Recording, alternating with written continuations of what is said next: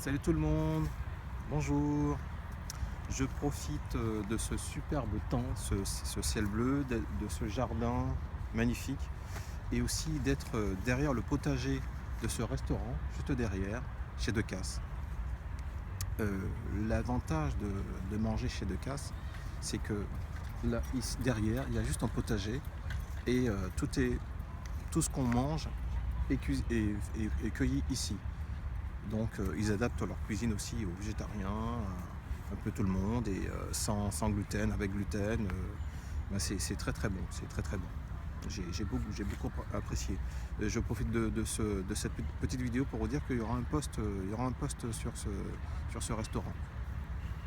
Et aussi je voulais faire cette petite vidéo pour ça.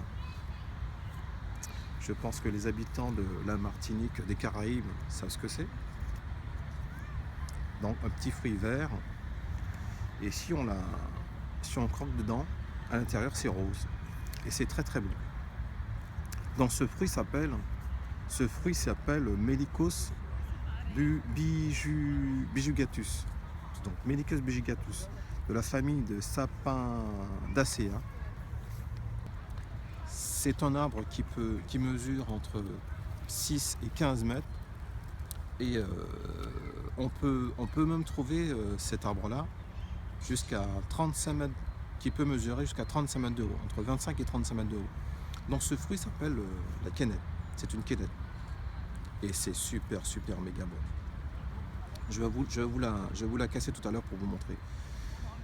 Donc si je vous montre la quénette, c'est par rapport à la vertu de la quénette. Parce que, en général, quand je parle des fruits et légumes, c'est pour parler des vertus des fruits et légumes. Sachez que ce fruit, la quénette, a un noyau. Donc, une fois qu'on a mangé, il y a un noyau, un gros noyau, et le noyau peut se griller et se mange comme une amande. La quénette est riche en saccharose, riche en glucose, en fructose, riche en fer et en phosphore. Dans certains pays d'Amérique latine, le noyau est grillé et mélangé à du miel. Il exulte une substance, et la substance est bon pour les diarrhées. Donc ce qui est bon aussi pour la quénette.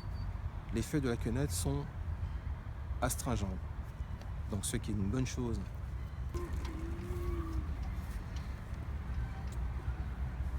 Bonjour aux petits jeunes qui me regardent dans son vélo. En Hollande, ils ont tous des vélos.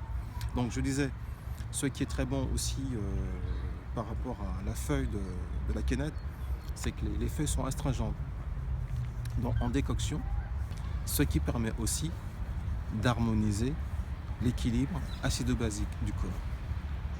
Bon, voilà, je vais vous couper la quénette. Donc pour manger une quénette, c'est très simple. Vous prenez une quénette, vous la mettez entre les dents et vous croquez dedans. Donc ça fait un petit bruit et hop, voilà. Vous mangez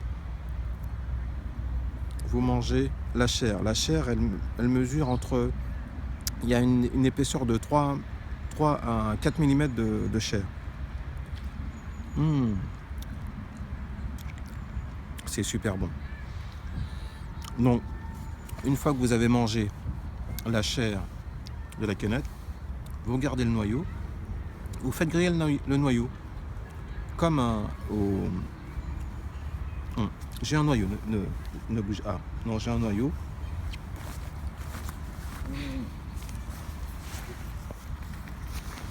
J'ai un noyau, voilà le noyau. Donc, ce noyau-là, vous le faites griller au four et vous la mangez comme ça. Et c'est très bon. Quand j'étais gamin, je m'amusais à les manger sans les griller. Je ne savais pas que ça se faisait griller. Mais dans certains pays, ça se fait griller et apparemment c'est très bon. Ce que je vais faire, je vais garder les quelques quénettes que j'ai achetées pour pouvoir les griller au four. Et comme ça, je vais faire une petite vidéo justement pour ça. Merci d'avoir suivi cette vidéo et à très bientôt. Salut!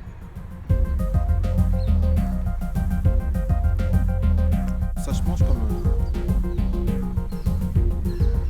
En tout cas, elles sont vachement bonnes. Je vais la goûter parce que je ne peux pas m'empêcher de.